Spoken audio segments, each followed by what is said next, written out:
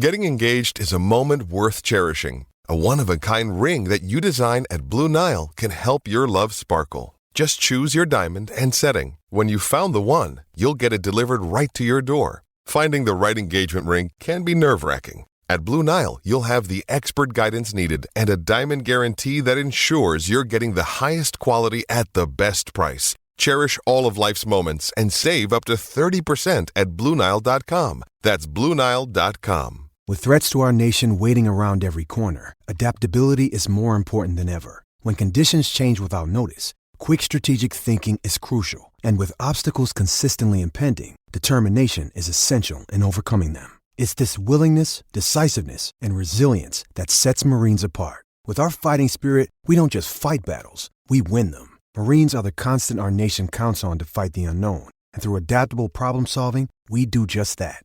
Learn more at marines.com. Lucky Land Casino, asking people, what's the weirdest place you've gotten lucky? Lucky? In line at the deli, I guess? Aha, in my dentist's office.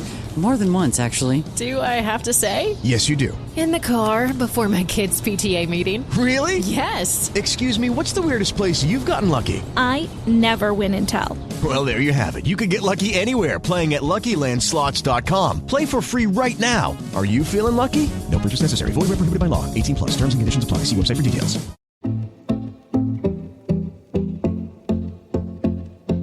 When your job is the organiser, fixer, troubleshooter and chief planner, how on earth do you put a strategy together for an event that you still don't quite know how it will look? That's the job of Team GB's chef de mission, Mark England. He's the man responsible for leading the delegation from Great Britain and Northern Ireland at the 2020 Olympic Games, being held, we hope, in 2021. But with the postponement and still question marks over whether the event will even take place still, he faces a bigger challenge than anything else he's done in his career. I'm Michael. And I'm John. Against that backdrop, he's working for an organisation that has had to work quickly to secure the required funding to send the team next summer, and is having to deal with serious and important issues around athlete welfare. Success in Beijing, London and then Rio came at what cost to those individuals and teams representing Team GB? British Gymnastics is currently the subject of an independent investigation following allegations of bullying, and they're not the only governing body to experience this. And what if a British athlete wants to contravene the IOC guidelines and take the knee or wear a Black Lives Matter badge? What would be the approach from the British Olympic Association? Mark England, Director of Sports Services, British Olympic Association and Chef de Mission of Team GB. Mark, we are 1 year away from the Tokyo 2021 Olympic Games. How do you, as Director of Sports Services, Chef de Mission, the team leader in other words, go about planning for something that we probably honestly don't really know how it will look right now? Yeah, I mean, it's interesting times, isn't it? And, I should be putting the finishing touches to the Olympic Village as we speak for a 2020 game. And our plans, we're in great shape. And what we've done over the past 4 months since the postponement was announced, what we've done is ensure that we're absolutely buttoned down with those plans. And we've, in that kind of research and investigation and development of those plans, we're reconfirming that our partners in Japan and our partners back in the UK have just been fantastic in ensuring that they want to support the performance of Team GB. So, look, our athletes are in great shape. We were ready to deliver for Team GB in 2020, and I'm every confidence that we'll do the same in 2021. Are you planning as you were for 2021, the plan that you had for 2020, or are you working on different scenarios if perhaps the Games is scaled back, if it's behind closed doors, for example? No, we are planning at the moment for it to be the same. We can't, we don't know entirely what it will look like in 2021. Unfortunately, I sit on an IOC working group, an IOC coordination commission that is looking into what has been publicly termed the simplification of the games.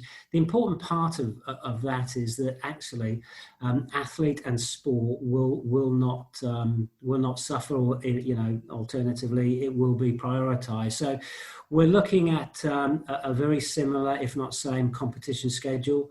We're looking at a very similar, if not same, offering in the Olympic Village and the Olympic environment. And what we've bolted on in terms of Team GB, what we've bolted on is an absolutely fantastic performance first. What we think is a real home advantage away from home. What we think is a real performance advantage for Team GB athletes. So we're pretty buoyed by it, and as I said, the fact that I'm kind of on the inside really of some of the thinking really helps in terms of shaping what we want to do next year. Because I suppose as weeks go by, we don't really know what it will look like. Obviously, in the next few weeks in this country, we're having to wear masks in shops, etc., etc. Does all that come into planning? So could we potentially see athletes in masks, for example, at the Olympics? It's interesting, and that's the one unknown, isn't it? That's the the COVID-19. What and how is that playing out in the competition arena, in the competition environment, in the living environment? The Olympic Village, you've got 18,000 people, high-rise accommodation and pretty close proximity. So the IOC and us at Team GB, we're not working through those scenarios. Obviously, we're very mindful of the global situation and the global pandemic, obviously, and that's been very challenging and continues to be challenging for for a number of continents, not just countries. So we're not looking at anything specific as we speak, but we're very mindful, and we're just throwing around some scenarios. Mark, I know we're going to talk more about Tokyo as the podcast goes on, but I wanted to talk to you about your career, because it's 19 years at the BOA. Before that, at various other kind of sporting organisations, Glasgow City Council, for example, and the Sports Council. If lockdown and COVID was the biggest test of your career, which I'm kind of assuming it is, and tell me if I'm not, but what was the second biggest thing that has been the biggest test of your career? If COVID is the hardest thing you've ever had to deal with? Well, COVID's been challenging because it means we had to immerse ourselves in a significant amount of work as a result of the postponement of the game. So that was in very, I'd say, difficult circumstances. I mean, you're looking at a 13-inch screen for 10 hours a day. Working through as you guys are, and a lot of people across the world are. But reconfiguring it, that was incredibly challenging for us. But what we found, I guess if I could reflect on what I think and what I hope, I've been very fortunate to have had some great experiences, very fortunate to work for some great city councils in addition to, Sport England and the GB Sports Council before that. I think the most challenging piece would have been around the introduction of lottery funding, and the accelerated pace of investment then in high performance. And I was kind of at the forefront of that, both with the UK Sports Institute as a single site option up in Sheffield. That was back in 1998. And then the establishment of a network of high performance centres across England through the English Institute, and what became known as the English Institute. And what that meant was the investment in sport meant that, and it kind of coincided with me going to and coming to the BOA. What that meant was that we had to really sharpen our pencil at the British Olympic Association in terms of putting athletes and performance right at the heart of our thinking, being at the forefront of not wanting to, personally, I didn't want to hang on to the coattails of in 2004 with what British Cycling were doing, what David Brailsford was doing, the marginal gains piece. I wanted to be alongside that, adding to the performance of Chris Hoy and Bradley Wiggins and everybody who was in the team back then, Amir Khan, fantastic athletes. So, for me, it was challenging trying to just keep pace of what was a really fast-moving environment and really interesting environment, which has continued and has just developed into what we see now as a hugely successful Team GB, which hopefully the country and everybody's really proud of. Mark, when I first started covering Olympic sport, or at least supporting Olympic sport, the BOA was seen as this organisation with, if you like, some blazers sat in London. And then you came along, obviously, in 2001, and there had to be a culture change, I guess. But then to build into that, suddenly London were bidding for the Olympics. So I definitely think, was that a step change? And then obviously in Singapore, it won the right to host the Olympics. So within your first 5 years, this Blazer organisation had to be accelerated into a world-class organisation, if you like. How challenging was that? Well, it's just what was fantastic about the London Games was that we had 541 athletes. We were entitled. We had 271 athletes in Athens, 541. It's doubled in size in the space of one Olympiad. So, we fielded 13 teams in London. Never done that before, unlikely ever to do that again. So we had a significant number of athletes in and around the environment, in and around the village, where we were on this performance trajectory. We'd come fourth in Beijing in the Olympic table. That medal table, that was just fantastic. And to try and do better in a home games, we didn't quite know how it would work, because we had this significant number of athletes who had never been to a games before, didn't know what an Olympic village was, hadn't enjoyed that environment and that support mechanism around performance before. So, that really, really stretched us, that home games. We had lots of, we moved office in that time. We had a big, new chairman, new chief executive, new ways of working. We didn't have the finances to secure, because that came through the LOCOG London 2012 organising committee, joint management agreement, and all this kind of stuff. So it was, hugely different, and we had a very large performance team there. I enjoyed sitting next to Clive Woodward for 7 years. You don't sit next to somebody like Clive for 7 years, without some things rubbing off. Lots of good stuff rubbing off. So our commitment, in particular to athletes, was fabulous during that period. And we'd never hosted a home games in our generation. 1948 was the last time. So we did a lot of work actually on what it was like for elite athletes from other nations to be part of a home games. Michael Johnson, Ian Thorpe, Atlanta, Sydney, and we brought all of that kind of espionage and insight into our athletes. It was just fantastic. Nobody knew how it was going to turn out, from the opening ceremony with Bradley Wiggins, banging the bell, to kick it all off, to the 4x4 battle. We just didn't know, and it was just a wonderful, wonderful celebration of sport. It was a huge privilege to be part of it, and the athletes were utterly, utterly outstanding.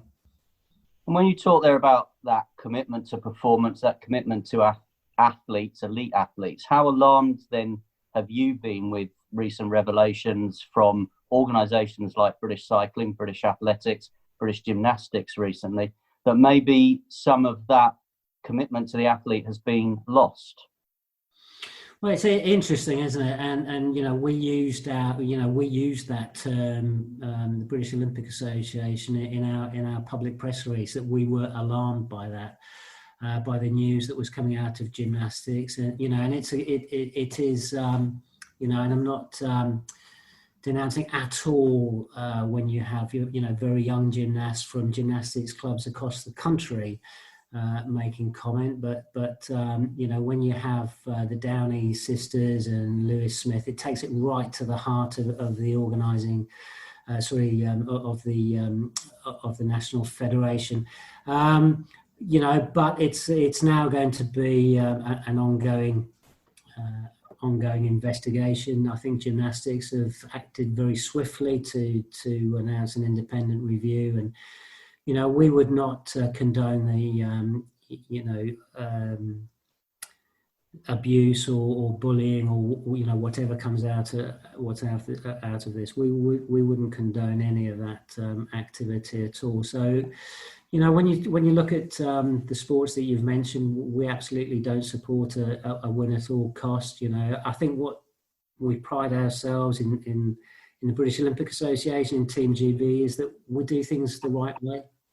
Our environment, our supportive environment at the Olympic Games is, I would say it, but I firmly believe we do it the right way, in a proper way to support all athletes in their endeavours at the Olympic Games, whatever that might be.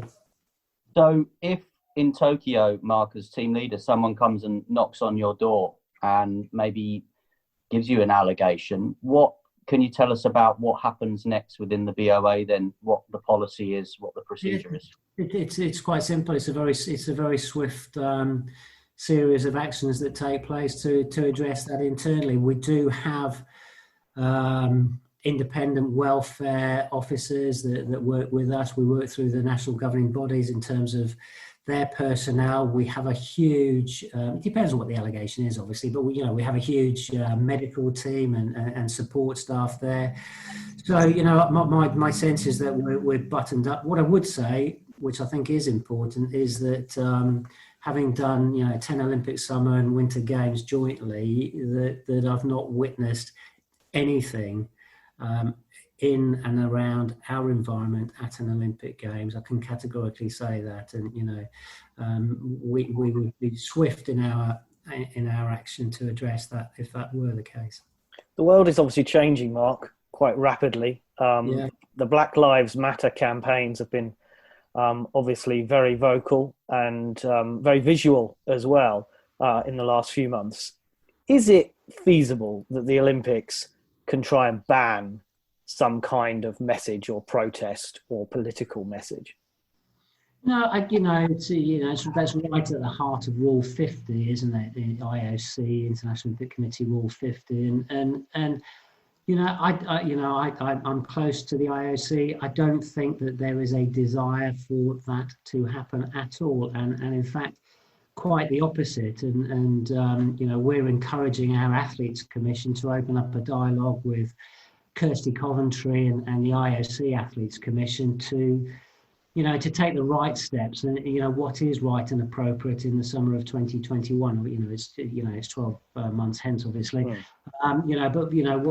is the right and appropriate supporting message around Black Lives Matters, and not just Black Lives Matter. It's any anti-discriminatory issues, and so we've encouraged that. We do know that our Athletes Commission, the British Athletes Commission as well, are in full dialogue with the IOC Athletes Commission, and we're looking forward to seeing what's right and appropriate. Let's talk more about the athletes then. Again, as I mentioned at the start, you're the chef de mission once again for Tokyo, having done it in Rio. Just a quick cheeky question: what's the most unusual athlete request that you've had to deal with? Oh well, no, I can. I'm glad you asked that. I'm glad you asked that. And I shall embarrass our legal counsel, because our legal counsel, Shahab Udin, cycled with Johanna Conter's correct skirt down to the tennis centre because she'd got the wrong colour skirt on for that particular match. So. Unfortunately, I didn't have to do that, but no, that was, obviously that brought a smile to our face because it meant our legal counsel had something to do for a change. What's the earliest an athlete has come and knocked on your door with an issue, and what's the latest at night you've had a text message or a WhatsApp message or a bang on the door to say something's up? It must be 24/7. Well, I hesitate to say I get up before the athletes, but I'm sure that the boxers weigh in and the judo weigh in probably beat me. But other than that, I'm pretty early. The late at night one is quite a nice story, really, and that is we we deliberated long and hard for the flag bearer for Rio, and it's an important choice. That individual. Excuse me, that individual becomes the team captain, and it's a responsibility that they should shoulder well and lead the team, and so it was quite late at night when I got Andy Murray out of bed to come down to have a chat about it, and he didn't know what the discussion was going to be about, but he came down to my office, and I think, as he puts it, I was dragged into not dragged in, but I was invited to come into the headmaster's office, with his underpants and his t-shirt, and I discussed with him the importance of Team GB and the fact that we were 360 athletes. We wanted to do something which was incredible in Rio. We wanted to make history. No other sporting body, no other National Olympic Committee, no other team had ever done better at an away games post hosting. And I wanted to do all of that, and I had that ambition. I wanted to put the performance of the athletes first, and it was achievable. We could do it.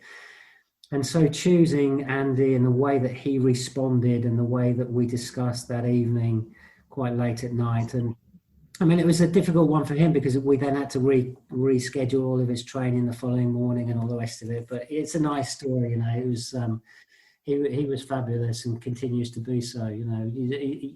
Representing Great Britain. It's interesting, because people say, tennis, golf, whatever. Representing Great Britain is really, at his heart, whether it's Davis Cup or, whether it's Team GB, he's been a fantastic advocate for us, and a superb athlete. It's interesting that you chose the Andy Murray example. I remember listening to you telling Catherine Granger that story on the UK Sport podcast, medals and more. But it's interesting because I wanted to ask you about who decides your schedule. And it's interesting there that you mentioned tennis and golf, because there was that particular Sunday in Rio where you had two of those big names, Andy Murray and Justin Rose, potentially going for gold medals at the same time. John and I had a discussion about where we were going to go that afternoon. John chose the tennis, I chose the golf. How do you decide where to go? Because surely everyone wants you there.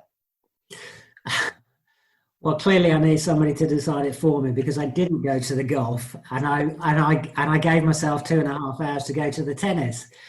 And I think from memory, Andy was 4-1 up, I think, in the first set against Del Potro, and before you knew it, it was 4-all, and this was going to be one hell of a match, which lasted 3+ hours. But the role of the chef de mission is not, clearly is not just about watching sport. Hugely privileged, seen some fantastic matches, seen some fantastic individual performances, and one of the great things about my position and people who go to support Team GB at an Olympic Games, within the accredited team, is you get this great opportunity to see athletes at close quarters train. And if you heard that podcast, watching Amir Khan in 2004 train before his fights, he was utterly outstanding, spellbindingly quick and solid and fast and strong, hugely powerful, and so, you do get this amazing insight into these individuals. But the job is not just watching sport. You're running a business which is 50 World Championships over 17 days. There's a lot of people who aren't competing on certain days. You need to make sure that they're all right. You need to make sure all the team leaders are okay. Everybody's supporting, and it can be quite lonely, as well. The Olympic environment, as you guys know, it's not fun and games every day. So you've got to make sure that the team is upbeat, positive, that athletes who are arriving, with maybe only 3 days to go, Mo Farah in the 5 and 10 or whatever it happens to be, modern pentathlon right at the end of the games. You need to make sure that, everybody's bang on it, for the whole duration of the games, important stuff. Mark, we'll begin to round up how we started by talking about Tokyo. As you said, we should be literally getting to the point where the village is up and running and the athletes are about to go into action. Do you think then in a year's time that it's actually unfair if we say, can we do better than we did in Rio? You were in charge of that record-breaking Rio team, 67 medals, 27 goals. Now the Olympics isn't in a 4-year cycle and it's a 5-year cycle, and all the difficulty that brings for people training, as you've mentioned. Should we actually be not saying we can, or should we be doing better? Yeah, if I just reflect on that, what I would say is that we're in great shape. We are in great shape, and I've every confidence that the performance programs that the athletes, and the sports have put in place, are right and appropriate to peak at an Olympic Games.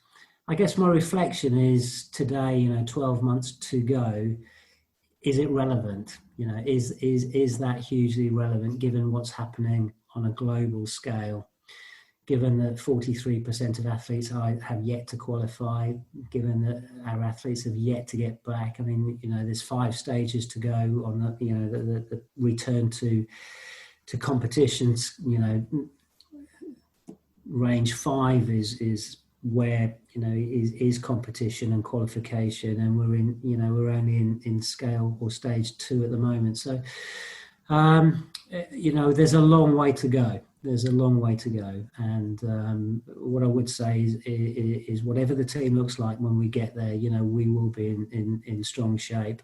But there may be a slightly different narrative. Our athletes have been fantastic in terms of their commitment to the greater good, to the greater community good, to supporting the NHS. There's been some wonderful work that they've done on, whether it's TikTok or Challenge, and our programs have supported them, and they'll be there to inspire, the home support back here, and anybody who's allowed and can travel.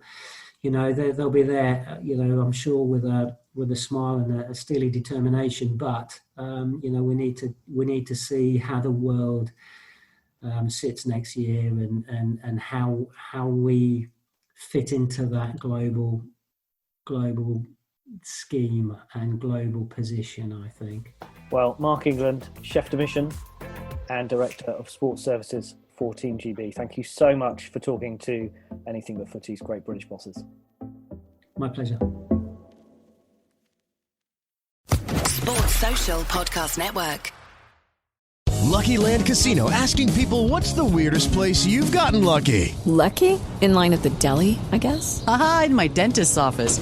More than once, actually. Do I have to say? Yes, you do. In the car before my kids' PTA meeting. Really? Yes. Excuse me, what's the weirdest place you've gotten lucky? I never win and tell. Well, there you have it. You can get lucky anywhere, playing at LuckyLandSlots.com. Play for free right now. Are you feeling lucky? No purchase necessary. Void where prohibited by law. 18+. Terms and conditions apply. See website for details.